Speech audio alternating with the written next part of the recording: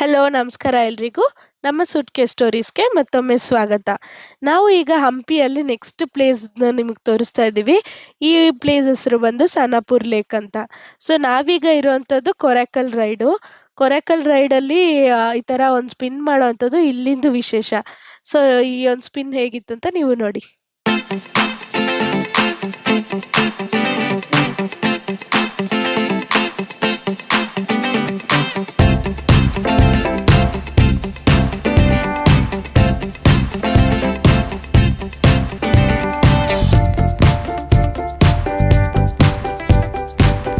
So ನಾವಿವತ್ತಿರೋದು ಸನಪುರ್ lake ಅಲ್ಲಿ. ಇದೊಂದು scenic boat ride ಮಾಡೋ ಅಂತ ಲೇಕು. ಇದು ಬಂದು ತುಂಗಭದ್ರಾ ಡ್ಯಾಮ್ ಇದೆಯಲ್ವಾ, ಅದ್ರ ಕೆನಲ್ ಅಂತ ಹೇಳ್ಬೋದು. ಅಲ್ಲಿಂದ ಬರೋ ನೀರಿಂದ ಆಗಿರೋಂತ ರಿಸರ್ವಯರ್ ಇದು, ಮ್ಯಾನ್ ಮೇಡ್ ರಿಸರ್ವಯರ್ ಅಂತ ಹೇಳ್ಬೋದು. ಪಕ್ಕದಲ್ಲೇ ಪ್ಯಾಡಿ ಫೀಲ್ಡ್ಸ್ ಇದೆ, ಬನಾನಾ ಪ್ಲಾಂಟೇಶನ್ ಇದೆ, ಎಲ್ಲದಕ್ಕೂ ಇದೆ ನೀರಿನ ಆಧಾರ ಅಂತ ಹೇಳ್ಬೋದು. ನಾವ್ ಇವಾಗ ತಾನೇ ಕೊರಕಲ್ ರೈಡ್ ಹೋಗಿ ಬಂದ್ವಿ. ಅಲ್ಲಿ ನೋಡ್ತಾ ಇದೀರಲ್ಲ, ಅದೇ ಆ ಕೊರಕಲ್ ರೈಡ್ ಹೋಗುವಂತ ಬೋಟು. ಸೊ ಇಲ್ಲಿ ನಮಗ್ ತಗೊಂಡಿದ್ದು 400 ಪರ್ ಪರ್ಸನ್ ತಗೊಂಡ್ರು. ಸೊ ನೀವು ಈ ರೈಡ್ ನ ತುಂಬಾ ಚೆನ್ನಾಗಿರುತ್ತೆ. ಅದ್ರಲ್ಲಿ ಅವರು ಸ್ಪಿನ್ ಮಾಡಿ ರೈಡ್ ಮಾಡಿರ್ತಾರೆ, ಅದು ತುಂಬಾ ಚೆನ್ನಾಗಿರುತ್ತೆ. ಆಮೇಲೆ ಕ್ಲಿಫ್ ಜಂಪಿಂಗ್ ಕೂಡ ಇದೆ ಇಲ್ಲೇ, ಅದನ್ನು ಟ್ರೈ ಮಾಡ್ಬೋದು. ಅಂಡ್ ಫೆರಿ ಬೋಟ್ ಇದೆ, ಬಟ್ ವಾಟರ್ ಜಾಸ್ತಿ ಇದ್ದಾಗ ಅಷ್ಟೇ ಅದು ಆಪರೇಟ್ ಆಗುತ್ತೆ. ಸೊ ಈ ಒಂದು ಸನಪುರ್ ಲೇಕ್ ಬಂದು ಒಂದು 5 ಕಿಲೋಮೀಟರ್ಸ್ ಇರುತ್ತೆ ಆನೆಗುಂದಿಯಿಂದ.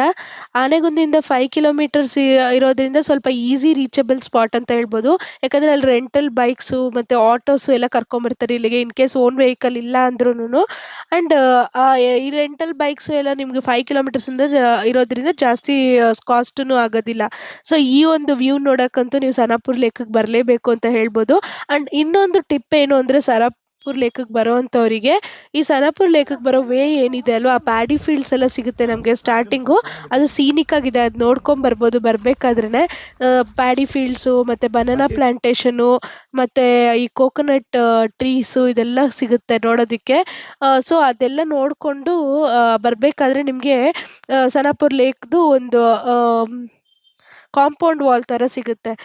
ಸೊ ಆ ಕಾಂಪೌಂಡ್ ವಾಲ್ನ ನೀವು ಅಲ್ಲಿಂದ ನೋಡಿದ್ರೆ ನಿಮ್ಗೆ ಅದು ಡೆಡ್ ಎಂಡ್ ಥರ ಕಾಣುತ್ತೆ.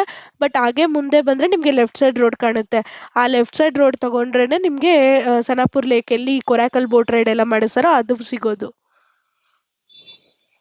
ಸೊ ನಾವು ಹೋಗ್ಬೇಕಾದ್ರೂ ಬರಬೇಕಾದ್ರೂ ಈ ಪ್ಯಾಡಿ ಫೀಲ್ಡ್ ರೂಟಲ್ಲೇ ಬರ್ತೀವಿ. ಸೊ ಯಾವುದಾದ್ರೂ ಒನ್ ಟೈಮು ನಾವು ಈ ವ್ಯೂನ ಎಂಜಾಯ್ ಮಾಡ್ಕೊಂಡು ಬರ್ಬೋದು. ನಾನಂತೂ ಮಸ್ಟ್ರೇ ಅನಿಸುತ್ತೆ, ತುಂಬ ಚೆನ್ನಾಗಿತ್ತು. ನಾವು ಒಂದು 10-15 ಮಿನಿಟ್ಸ್ ಇಲ್ಲೇ ಸ್ಪೆಂಡ್ ಮಾಡಿದ್ದೀವಿ. ಸೊ ಈ ವೇಯಲ್ಲಿ ಒಂದು 5 ಮಿನಿಟ್ಸ್ ದೂರ ಇರುವಂಥದ್ದು ಒಂದು ಚಿಕ್ಕ ವಾಟರ್ ಫಾಲ್ಸು. ಅಲ್ಲೇ ನಮಗೆ ಕ್ಲಿಫ್ ಜಂಪಿಂಗ್ ಆ್ಯಕ್ಟಿವಿಟಿ ನಾವೇನು ಹೇಳಿದ್ವಿ ಆಗಲೇ, ಅದು ನಡೆಯುವಂಥದ್ದು. ಅಲ್ಲಿ ಲೋಕಲೈಟ್ಸ್ನ ಯಾರನ್ನಾದ್ರೂ ಕೇಳಿದ್ರೆ ಅವ್ರು ಈ ಕಡೆ ಗೈಡ್ ಮಾಡ್ತಾರೆ ನಿಮ್ಮನ್ನ. ಸೊ ಇಲ್ಲಿ ನೋಡ್ತಿದ್ದೀರಲ್ಲ, ಇಲ್ಲಿ ಒಂದು ರಾಕ್ಸ್ದು ಫಾರ್ಮೇಷನ್ ನೋಡಿದ್ದೀರಲ್ಲ, ಅದನ್ನೇ ಇಲ್ಲಿ ಕ್ಲಿಫ್ ಜಂಪಿಂಗ್ ಫೇಮಸ್ಸು. ಸೊ ಇಲ್ಲಿ ಹೈಟ್ಸ್ ಇದೆ, 3-4 ಹೈಟ್ಸ್ ಇದೆ. ಸೊ ಇಲ್ಲಿ ಕ್ಲಿಫ್ ಜಂಪಿಂಗ್ಗೆ ಪೇ ಮಾಡಿದ್ರೆ ಅವ್ರು ಲೈಫ್ ಜಾಕೆಟ್ ಸಹ ಕೊಡ್ತಾರೆ. ಅದು ಹಾಕ್ಕೊಂಡು ಈ ಥರ ಒಂದು ಕ್ಲಿಫ್ ಜಂಪಿಂಗ್ ಮಾಡೋ ಅಂಥದ್ದು ಇಲ್ಲಿ ಫೇಮಸ್ಸು.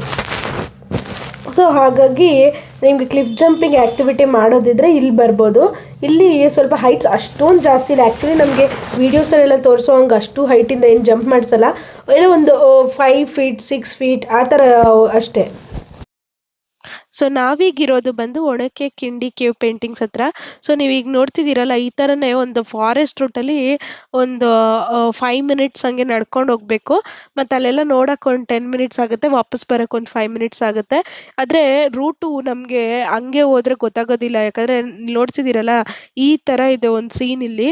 ಸೊ ಇಲ್ಲಿ ಬರೋದೂ ಅಷ್ಟೇ, ನಾವು ಎಲ್ಲಿ ಕಾರ್ ನಿಲ್ಸ್ ಬಂದ್ವೋ ಅಲ್ಲಿ ಬಂದು ನಿಮ್ಗೆ ಇಲ್ಲಿ ಒಳಗೆ ಒಣಕೆ ಕಿಂಡಿ ಕೇವ್ ಪೇಂಟಿಂಗ್ಸ್ ಏನಿದೆ ಅದು ಕಾಣೋದು ಇಲ್ಲ. ಅಲ್ಲಿ ಬೆಟ್ಟ ಥರ ಇರೋದು ಕಾಣಲ್ಲ, ಕೇವ್ಸು ಕಾಣಲ್ಲ, ಏನೂ ಕಾಣಲ್ಲ. ಬಿಕಾಸ್ ಇದಿಷ್ಟು ಒಳಗೆ ಬರಬೇಕು, 5 ಮಿನಿಟ್ಸ್ ವಾಕ್ ಮಾಡ್ಕೊಂಡು ಬರಬೇಕು. ಸೊ ಅಲ್ಲಿಂದ ಏನು ಅಂದರೆ ನಿಮ್ಗೆ ಆ ಒಣಕೆ ಕಿಂಡಿ ಕೇವ್ ಪೇಂಟಿಂಗ್ದು ಮಾನ್ಯುಮೆಂಟ್ ಬೋರ್ಡ್ ಇರುತ್ತಲ್ಲ ಅದಿರುತ್ತೆ, ಆಮೇಲೆ ಡಿಸ್ಕ್ರಿಪ್ಷನ್ ಇರುತ್ತೆ ಅಷ್ಟೇ. ಬಟ್ ಈ ಹುಡುಗ ನಾವು ಯಾರ ಜೊತೆ ಬಂದಿದ್ದೀವಲ್ಲ, ಅವ್ರ ಫ್ಯಾಮಿಲಿಯಲ್ಲಿ ಯಾರಾದರೂ ಒಬ್ರು ಅಲ್ಲೇ ಇರ್ತಾರೆ. ಸೊ ಅವ್ರನ್ನ ಕೇಳಿದ್ರೆ ನೀವು ಅವ್ರು ಕರ್ಕೊಂಡು ಬರ್ತಾರೆ ಇಲ್ಲಿಗೆ. ಸೊ ಈ ಒಂದು ಪೇಂಟಿಂಗ್ಸ್ಗೆ ಇಷ್ಟೊಂದು ಆದ್ಯತೆ ಯಾಕೆ ಅಂತ ಕೇಳೋದಿದ್ರೆ, ಅಥವಾ ಏನು ಇಂಪಾರ್ಟೆನ್ಸು ಅಂತ ಕೇಳೋದಿದ್ರೆ, ಇದೊಂದು 3500 ಇಯರ್ಸ್ ಓಲ್ಡ್ ಪೇಂಟಿಂಗ್ಸು. ಆ್ಯಂಡ್ ಇದು ಮಾಡಿರೋದು ಬಂದುಬಿಟ್ಟು ರಾಕ್ ಪೇಂಟಿಂಗ್ಸು, ರಾಕ್ಸ್ ಮೇಲೆ ಮಾಡಿರೋವಂಥದ್ದು. ನ್ಯಾಚುರಲ್ ಫೋರ್ಟ್ರೆಸ್ ಆಗೂ ಸರ್ವ್ ಮಾಡಿರೋಂಥ ಪ್ಲೇಸ್ ಇದು. ಆ್ಯಂಡ್ ಇಲ್ಲೇನು ಅಂದರೆ ಒಂದು ರೆಡ್ ಕಲರ್ ಕ್ಲೇ ಮತ್ತು ಪ್ಲ್ಯಾಂಟ್ ಎಸೆನ್ಸು, ಫ್ಲವರ್ಸು ಆ ಥರದ್ದೆಲ್ಲ ಸೇರಿ ಅದನ್ನ ಒಂದು ಮಿಕ್ಸ್ಚರ್ ಥರ ಮಾಡಿ ಅದನ್ನ ಪೇಂಟ್ ಥರ ಉಪಯೋಗಿಸಿ ಮಾಡಿಸಿರೋಂಥ ಪೇಂಟಿಂಗ್ಸ್ ನಾವಿಲ್ಲಿ ನೋಡ್ಬೋದು. ಆ್ಯಂಡ್ ಇಲ್ಲಿ ರೈನ್ ವಾಟರ್ ಪಾಂಡ್ಸ್ ತುಂಬ ಇದೆ. ಸೊ ಅದಕ್ಕೆ ಬೇಕಾಗಿರೋಂಥ ನೀರು ಸಹ ಅವ್ರು ಅಲ್ಲಿಂದನೇ ತಗೊಂಡಿರ್ಬೋದು ಅನ್ನೋದನ್ನು ಒಂದು ಇದಿದೆ. ಆಮೇಲೆ ನಿಮಗೆ ಇಲ್ಲಿ ಎಂಟ್ರೆನ್ಸಲ್ಲೇ ಒಂದು ಇಲ್ಲಿ ನೋಡ್ತಿದ್ದೀರಲ್ಲ, ಇದು ಹೆಲಿಕಾಪ್ಟರ್ ರಾಕ್ ಅಂತಾರೆ. ಆ ಫೀಲ್ಡ್ ಥರ ಬರುತ್ತೆ ಫಸ್ಟು ಸ್ಟಾರ್ಟಿಂಗಲ್ಲಿ ಒಂದು ನಾವು ನಾರ್ಮಲ್ ಈ ಫೀಲ್ಡ್ಸ್ ನೋಡ್ತೀವಲ್ವಾ, ಆ ಥರ ಫೀಲ್ಡ್ಸ್ ಸಿಗುತ್ತೆ. ಆ ಫೀಲ್ಡ್ಸ್ ಒಳಗೆ ಎಂಟರ್ ಆದರೆ ಅಲ್ಲೊಂದು ಚಿಕ್ಕದಾಗಿ ಮರ ಥರ ಸಿಗುತ್ತೆ. ಆ ಮರದೊಳಗಿಂದ ನಾವು ಹತ್ಕೊಂಬಂದ್ರೆ ನಾವು ಈ ಒಂದು ಕೇವ್ ಪೇಂಟಿಂಗ್ಸಿಗೆ ಬರುವಂಥ ಜಾಗ.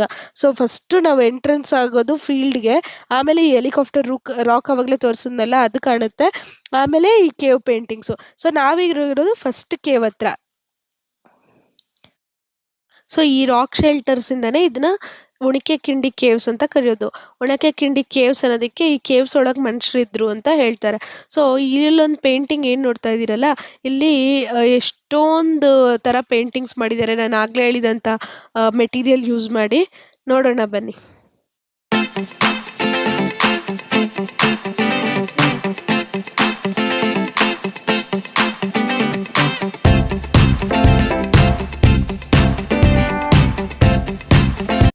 ನಾವಿಲ್ಲಿ ಬುಲ್ ನೋಡ್ಬೋದು, ಗೋಟ್ ನೋಡ್ಬೋದು, ಮತ್ತೆ ಹಾರ್ಸ್ ನೋಡ್ಬೋದು.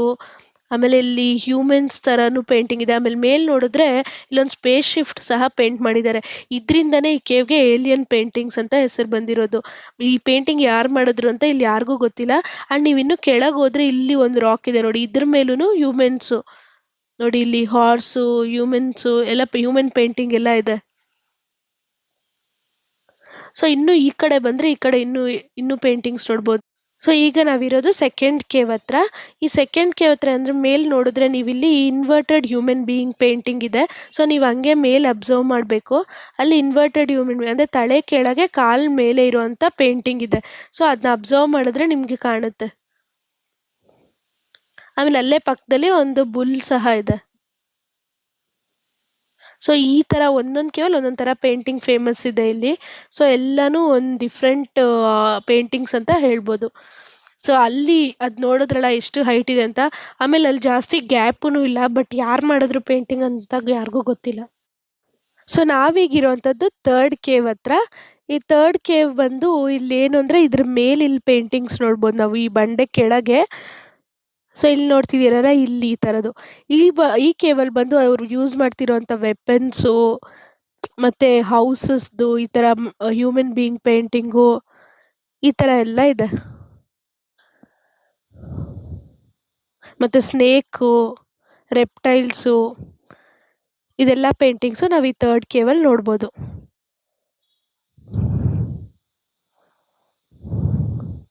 ಆಮೇಲೆ ಆ ಕಡೆ ಕೇವಲ್ ನೋಡಿದ್ವಲ್ಲ, ಆ ಥರದ್ದು ಬುಲ್ಲು, ಹಾರ್ಸು, ಗೋಟು ಇವು ಸಹ ಇದೆ ಇಲ್ಲಿನೂ. ಒಣಕೆಕಿಂಡಿ ಕೇವ್ಸ್, ಕೇವ್ ನಂಬರ್ 4 ಅಥವಾ ಪೇಂಟಿಂಗ್ಸ್ ಇರೋ 4th ಜಾಗ ಅಂತ ಹೇಳ್ಬೋದು. ಸೊ ಈ ಕೇವಲ್ಲಿ ಪೇಂಟಿಂಗ್ಸ್ ಬಂದು ಒಂಚೂರು ವಿಶಿಷ್ಟವಾಗಿದೆ. ಇಲ್ಲಿ ಹಂಟಿಂಗ್ ಮಾಡಿರೋವಂಥದ್ದು ಅಂದರೆ ಹ್ಯೂಮನ್ ಬೀಯಿಂಗ್ಸು ಒಂದು ವೈಲ್ಡ್ ಅನಿಮಲ್ಸ್ನಾಗಿರ್ಬೋದು ಅದೆಲ್ಲ ಹಂಟ್ ಮಾಡ್ತಾ ಇರೋದು ಪೇಂಟಿಂಗ್ ಇಲ್ಲಿ ನೋಡ್ಬೋದು ನಾವು ವಿತ್ ವೆಪನ್ಸು. ಆ್ಯಂಡ್ ಇಲ್ಲಿ ಏನು ಅಂದರೆ ಅಲ್ಲೆಲ್ಲ ನಮ್ಮ ಕೈ ಕಾಲು ಅಷ್ಟು ಮುಖ ಆ ಥರ ಬಾಡಿ ಥರ ಕಾಣ್ತಿತ್ತಲ್ಲ, ಇಲ್ಲಿ ಒಂದು ಕ್ಲೋತ್ಸ್ ಹಾಕಿರೋ ಹ್ಯೂಮನ್ ಬೀಯಿಂಗ್ಸ್ ಪೇಂಟಿಂಗ್ ನೋಡ್ಬೋದು. ಹಾಗೆ ನಾವು 4th ಪೇಂಟಿಂಗ್ ನೋಡಿಕೊಂಡು ವಾಪಸ್ ಬರೋ ಜಾಗದಲ್ಲಿ ಇಲ್ಲೊಂದು ಫುಟ್ ಪ್ರಿಂಟ್ಸ್ ಥರದ್ದು ಸಹ ನೋಡ್ಬೋದು. ಇವ್ರು ಹೇಳೋದು ಇಲ್ಲಿ ಹನುಮಾನ್ ನಡೆದೋಗಿದ್ರು ಅಂತ, ಬಟ್ ತುಂಬ ಹ್ಯೂಜ್ ಆಗಿದೆ ಆ ಫುಟ್ ಪ್ರಿಂಟ್ಸು. ಆಮೇಲೆ ಆ ಫುಟ್ ಪ್ರಿಂಟ್ಸ್ ಎಲ್ಲ ಬಂದು ಈ ಕೇವ್ಸ್ ಕಡೆಗೆ ಡೈರೆಕ್ಟ್ ಆಗಿದೆ. ಸೊ ಅದೇನು ಫುಟ್ ಪ್ರಿಂಟ್ಸ್ ಅಂತ ನಮಗೂ ಗೊತ್ತಿಲ್ಲ, ನಿಮ್ಗೆ ಗೊತ್ತಿದ್ರೆ ಕಮೆಂಟ್ ಮಾಡಿ. ಹಾಗೆ ಇದು ನೋಡಿದ್ರಲ್ಲ, ಇದು ಬರೋವಾಗ ನಾವು ಬಂದಿರೋ ಅಂಥ ಜಾಗ. ಸೊ ನೋಡಿದ್ರಲ್ಲ, ಈ ಥರ ಒಂದು ವೇಯಲ್ಲಿ ನಾವು ಹೋಗಿ ಬಂದಿರೋವಂಥದ್ದು ಒಣಕೆಕಿಂಡಿ ಕೇವ್ಸ್ಗೆ. ಸೊ ಇದಕ್ಕೆ ಏನು ಅಂದರೆ ಈ ಒಂದು ಪ್ಲೇಸ್ನ ನಾವು ಸನ್ಸೆಟ್ ಮುಂಚೆ ನೋಡ್ಕೊಳ್ಳೋದು ಒಳ್ಳೆಯದು. ಯಾಕಂದರೆ ಇಲ್ಲಿ ನೋಡ್ತಿದ್ದೀರಲ್ಲ, ಈ ಥರ ಒಂದು ಫುಲ್ಲು ದಟ್ಟವಾದ ಕಾಡಿನ ಥರ ಇರುವಂಥ ವೇ ಇದು. ಟ್ರೆಕ್ಕಿಂಗ್ ಮಾಡ್ಕೊಂಡು ಹೋಗೋ ಥರ ಇದೆ. ಅದು 5 ಮಿನಿಟ್ಸೇ ವಾಕ್ ಆಗಿರ್ಬೋದು, ಬಟ್ ಸ್ಟಿಲ್ ಇಲ್ಲಿ ಕತ್ಲೆಯಲ್ಲಿ ಏನೂ ಕಾಣೋದಿಲ್ಲ. ಹಾಗಾಗಿ ಒಂದು ಕೇವ್ಸ್ ಹತ್ರನೂ ಅಷ್ಟೇ, ಇಲ್ಲೂ ಅಷ್ಟೇ ಫುಲ್ಲು ಕತ್ಲೆ ಆಗಿಬಿಟ್ರೆ ತುಂಬ ಕಷ್ಟ. ಹಾಗಾಗಿ ಒಂದು ಸನ್ಸೆಟ್ ಬಿಫೋರ್ ನೋಡಿಕೊಂಡ್ರೆ ಚೆನ್ನಾಗಿ ನೋಡ್ಬೋದು. ಆ್ಯಂಡ್ ಈ ಪೇಂಟಿಂಗ್ಸ್ ಕೂಡ ಅಷ್ಟೇ ವರ್ತ್ ಅಂತ ಅನ್ಬೋದು. ಇಲ್ಲಿ ಹೋಗಿ ವಿಸಿಟ್ ಮಾಡ್ಕೊಂಬರೋದಕ್ಕೆ. ಈ ಗೇಟ್ ನೋಡ್ತಿದ್ದೀರಲ್ಲ, ಇದರಿಂದನೇ ಗೊತ್ತಾಗಬೇಕು ಇಲ್ಲೇನೋ ಮಾನ್ಯುಮೆಂಟ್ ಇದೆ ಅಂತ, ಇಲ್ಲಾಂದರೆ ಏನೂ ಗೊತ್ತಾಗಲ್ಲ. ಆ್ಯಂಡ್ ಆ ಗೇಟ್ ಬಿಫೋರ್ ಕೂಡ ಎಷ್ಟೊಂದು ಟ್ರೆಕ್ ಮಾಡ್ಕೊಂಡು ಬರೋ ಥರ ವೇ ಇದೆ. ಆ್ಯಂಡ್ ಹೋದ್ಮೇಲೂ ಎಷ್ಟೊಂದು ದೂರ ಹಂಗೆ ಇದೆ.